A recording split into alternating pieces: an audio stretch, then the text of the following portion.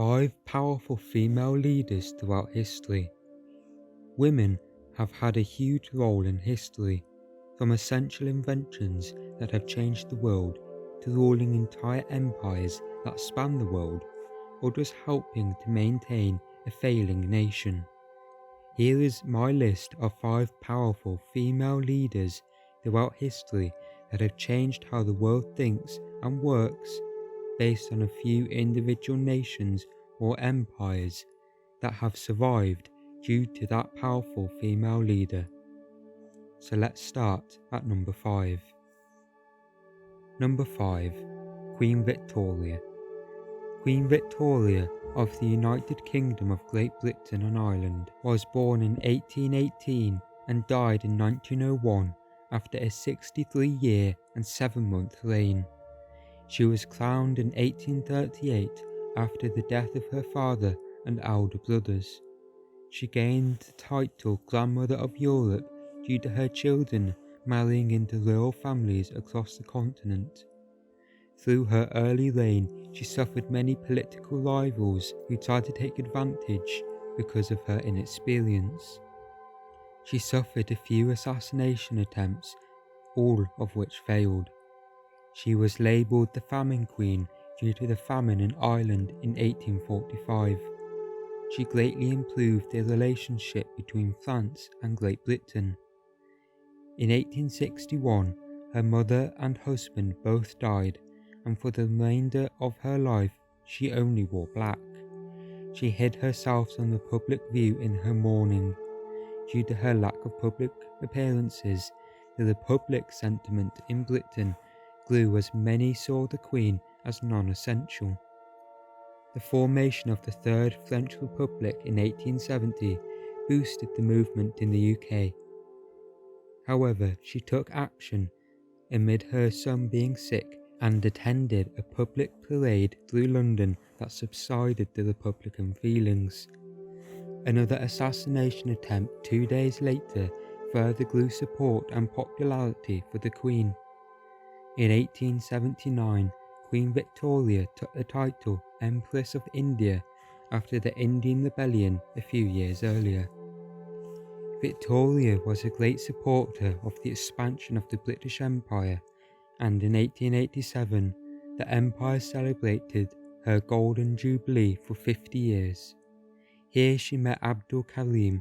Victoria and Abdul's relationship grew over the years despite criticisms, and he remained in her service until her death. But first was the empire-wide celebration of Victoria's Diamond Jubilee in 1897, where she became the then longest reigning monarch in British history. She died a few years later in January 1901 at the age of 81, but nevertheless she was a powerful female leader who changed her world and others around her, and therefore she has made it onto this list. Number 4. Maria Theresa of Austria. Maria Theresa of Austria was the only female ruler of the Habsburg Empire, and she held under her rule for 40 years. She controlled a large part of Europe, including Austria, Hungary, Croatia, and parts of Italy. By marriage, she was also a Duchess of Lorraine, Tuscany, and the Holy Roman Empress. Maria Theresa was born in 1717 and died in 1780, both in Vienna, Austria. She started her 40 years reign when her father, Emperor Charles VI, died in 1740. He had spent his life securing her succession.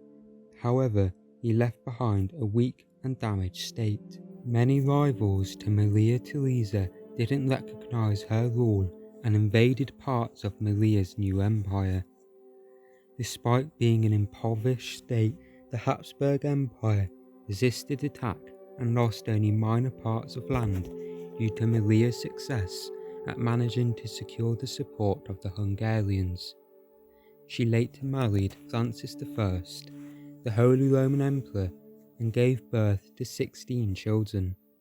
These children became extremely powerful themselves and some became rulers, such as the Queen of France, Queen of Naples and Sicily, the Duchess of Parma, and 2 future Holy Roman Emperors.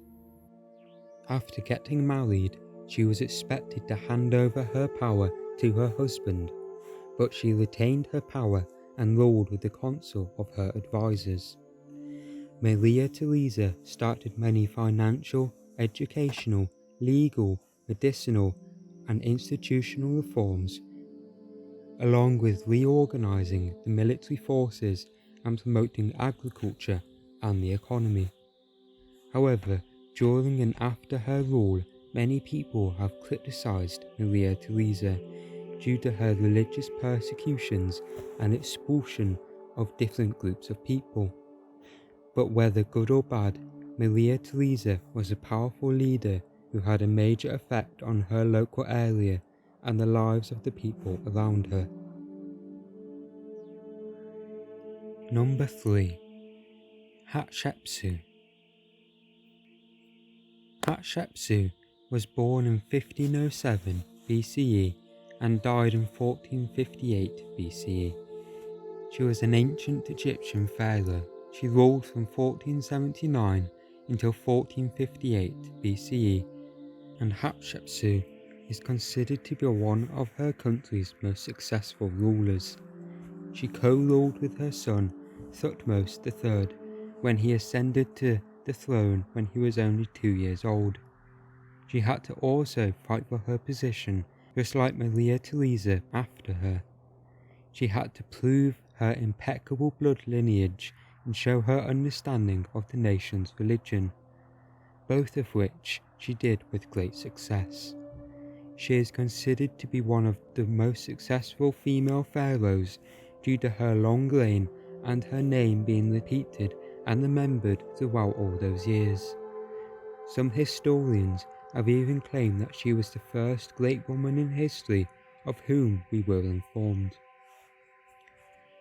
During her reign, before her son took over, she claimed the title pharaoh, and she had a major interest in her country. During the early years of her reign, she rebuilt her country's wealth in the form of trade routes after the occupation of lots of Egyptian land. She helped regain a lot of wealth lost, and then this helped her numerous building projects she commenced. These many projects spread throughout Upper and Lower Egypt and were more numerous and grander than any of her predecessors. Later rulers also saw the great achievements she had made and tried to claim some of her buildings as their own, trying to great to their image in history. Therefore, Hatshepsut had made it onto this list of most powerful female rulers due to her determination, great ambitions, but mainly her great successes. Number 2. Catherine the Great. Catherine the Great, otherwise known as Catherine II, was born in 1729 and died in 1796, aged 67. She was born in Poland as Princess Sophia, but married the future Russian Tsar Peter III in 1745 when Catherine was 16. The marriage came from diplomatic ties being strengthened between Catherine's family and the Russian royal family, but Catherine made it obvious early on that she detested Peter, but she was willing to marry him to better her family's status. Throughout her marriage, both partners took other lovers and grew distant from each other. Catherine was introduced to powerful political parties that opposed her husband. After Peter succeeded to the throne in 1761, Catherine became the Empress Consort of the Russian Empire. Only 6 months after Peter gained the throne, he had broken relationships with many allies, and Catherine stepped in to take control.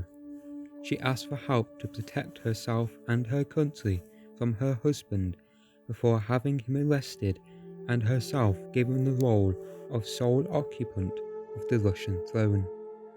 Catherine became Catherine II, but still had many political rivals that threatened her reign.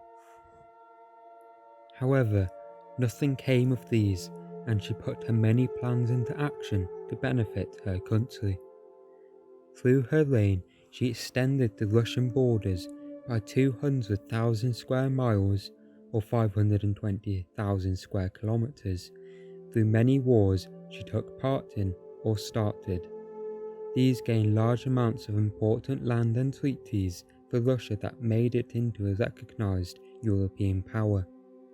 Catherine also implemented a commercial agreement with powerful states such as Great Britain and tried other trade deals with other powerful states such as Japan. She boosted the economy greatly with encouragement of migration. She also encouraged the arts, and she was a great force that helped Russia's education start to match those of Western Europe. She improved the rights of serfs but had no major difference in their lives. However, she was called Catherine the Great due to the golden age she had created, and therefore Catherine II has made it onto my list of the world's most powerful female leaders. Number 1. Empress Dowager Cixi. Empress Dowager Cixi was born in 1835 and died in 1908 after controlling the Chinese government for 47 years. She gained the title Empress in 1861 after the death of Xianfeng Emperor. She ousted a number of regents to further her power, which she shared with Empress Dowager Xian. She overturned the traditional rules of succession to place her nephew as the new emperor after the death of her son in 1875. Throughout her long reign, Empress Dowager Cixi supervised a large number of moderate reforms called the Tongzi Restoration that helped see the regime survive until 1911. She supported technological, military and self-strengthening reforms. She implemented the reforms in a way that limited Chinese weakness and therefore prevented foreign powers such as Japan from attacking. She assassinated many leaders of radical reforms and continued her careful reforms until the Boxer Rebellion in 1899 until 1901. The Boxer Rebellion ended in an invasion of an 8-nation alliance that sought to protect their individual citizens. These 8 nations included the German Empire, Japanese Empire, Russian Empire, the British Empire, France, the United States, Italy, and Austria-Hungary. Troops were dispatched from these nations to defeat the Boxer Rebellion that aimed to exterminate all foreigners. After this 8-nation invasion, Empress Dowager Cixi declared war on the foreign powers and started to support the Boxer Rebellion.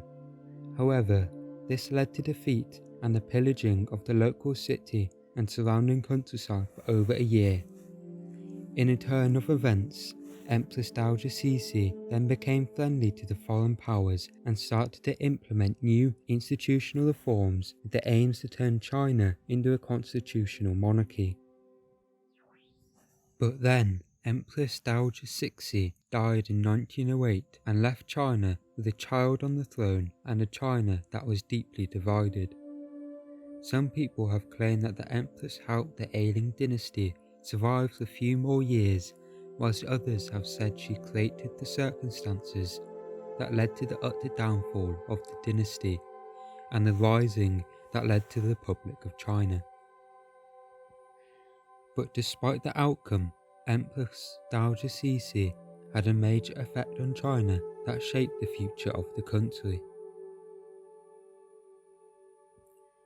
Now that you've heard about 5 of the most powerful female leaders throughout history, who do you think had the biggest impact?